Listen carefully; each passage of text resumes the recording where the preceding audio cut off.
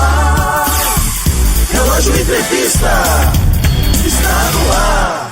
Vamos nessa, conectado com você, sintonizado com o mundo, para você que liga, se liga todo dia, o dia todo, tá no ar. Mais uma edição aqui do nosso Relógio Entrevista e eu quero destacar para você o seguinte, meus amados, um estudo divulgado recentemente pela Federação Internacional de Diabetes mostra que 589 milhões de pessoas entre 20 e 79 anos convivem, com a doença no mundo. Pois é, gente. Lembrando que no Brasil são mais de 16 milhões de adultos, número que coloca aí o país na 6ª posição do ranking global. E para falar mais sobre esse assunto e tirar algumas dúvidas, eu vou conversar agora com o José Marcelo, que com certeza vai tirar todas as dúvidas aqui pra gente. Doutor Marcelo, em primeiro lugar, bom dia, querido. Bom dia a todos os cariocas aí, a todos os ouvintes, viu? Muito obrigado por poder falar de um assunto tão importante como esse, que é o diabetes, né? Sim, obrigado, doutor. Quem fala aqui é o seu amigo Paulo Roberto, mais uma vez aí, muito obrigado por esta grande oportunidade. Já trazendo aqui a primeira pergunta, doutor, por gentileza, explica aqui para os nossos ouvintes, a partir de que momento uma pessoa é considerada diabética? Bom, em termos, no caso, laboratoriais, se ela tiver uma glicemia de jejum, acima de 100, aliás, se ela tiver uma glicemia de jejum acima de 126 em 2 tomadas, em 2 medidas, acima de 126 miligramas por decilitro, ela já é considerada diabética, tá? Entre 100 e 125, no caso, também em 2 tomadas, ela é considerada pré-diabetes, tá? Uhum. E abaixo de 100, ela é considerada normal. Eu falo isso, sabe aquela ponta de dedo? Você pode, em qualquer farmácia, fazer aquela ponta de dedo. Então, vamos supor, você almoçou, espera 2 horas, faça lá a ponta de dedo. Deu acima de 126, já é diabético, tá? Mas tem que ser 2 medidas, quer dizer, em dias diferentes, tá certo? Certo. Agora, doutor, uma dúvida muito importante, Eu presenciei esse momento que o senhor citou aí. A pessoa foi lá, fez o exame, ela pegou o resultado uma semana depois. Mas só que nesse mesmo dia que ela estava ali, na dieta, ela foi na farmácia e fez aquele teste, do espetinho que fica ali, isso, no dedo. E ela pegou o resultado na hora lá, estava 96. Quando ela foi na outra semana, pegar o resultado do exame dela normal para poder levar lá pro doutor, tava 106.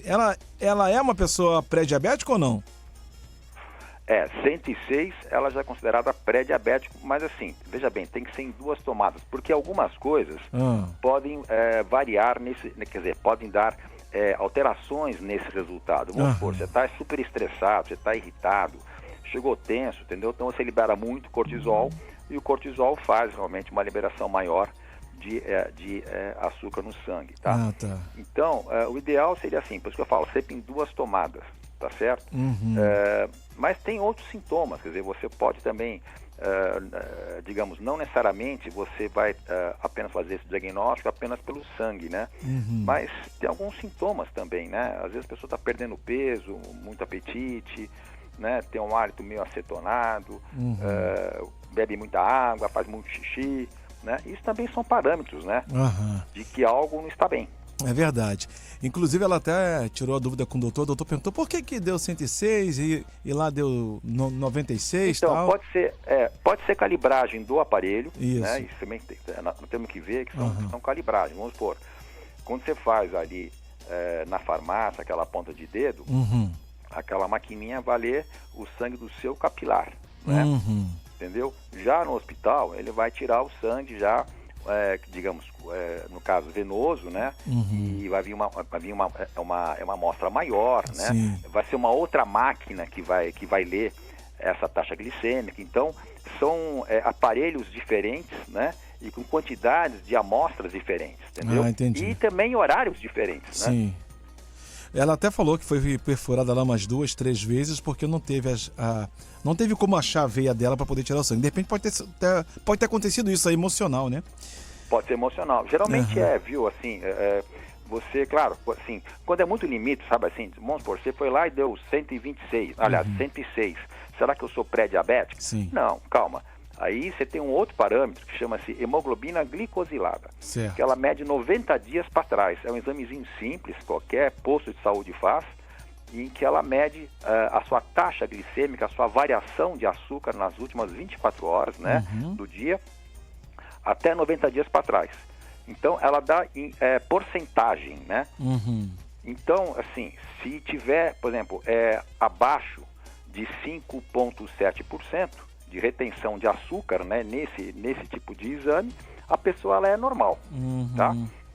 Acima de 5,7%, menor ou igual a 6,4%, né, de taxa de retenção de açúcar através do exame de hemoglobina glicosilada, ela é considerada pré-diabética. Ah, tá. E tem E como... acima de 6,4%, ela já é considerada diabética. Eita, Tá? Então eu tenho pacientes, vamos supor, com uma glicemia de jejum normal de 90, mais uma hemoglobina glicosilada de 6,3, por exemplo. Então, embora a de jejum está normal, mas nos últimos 90 dias ela teve um comportamento de um pré-diabético.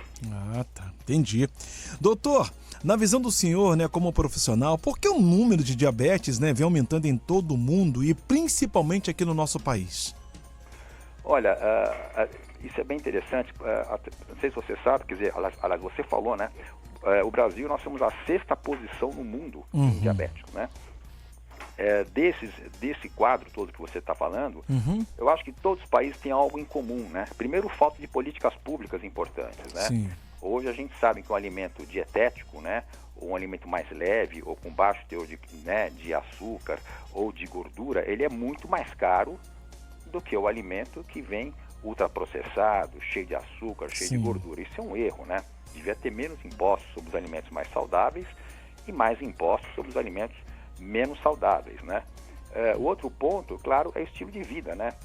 A população passou a morar mais em metrópoles, em grandes cidades, né? Onde não se tem tempo para comer, não é? A violência é grande, anda-se muito pouco a pé, não é? Hábitos errados, né? Quer dizer, o cigarro voltou a estar na moda, bebida alcoólica, obesidade, não é? Obesidade é um fator importantíssimo, não é? E então o estilo de vida, quer dizer, sedentarismo, né? Então tudo isso faz com que as pessoas acabem adoecendo, né? Acabam virando, quer dizer, se tornando diabéticas. Sim. Agora, doutor, é verdade que existem diferentes tipos de diabetes? Se sim, quais são? Sim, existem diferentes tipos. Quer dizer, os mais comuns que a gente pode aqui enumerar seria o diabetes tipo 1, né, que é o diabetes da criança, no qual ela nasce com um alto anticorpo, né, que vai agir contra o pâncreas dela. Sim. Então, esse pacientezinho não vai produzir insulina, então ele já nasce diabético. Certo. Tá? Temos o tipo 2 do adulto, né, que a pessoa não nasceu diabética, mas pelo estilo de vida, que é o que você está falando, né? Pelo estilo de vida, obesidade, né?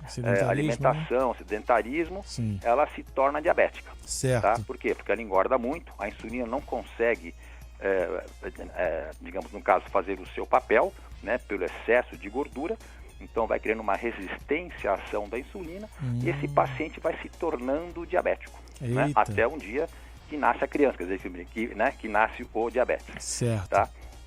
E temos também um outro diabetes, um terceiro tipo, que é o mais comum, quer dizer, mais comum assim, esses 3 tipos são os mais comuns. Sim. O outro desses 3 tipos seria o diabetes gestacional, né? Em que a gestante, ela desenvolve um diabetes durante a gestação, muitas vezes por excesso de ganho de peso. Normalmente, após a gestação, normaliza, tá?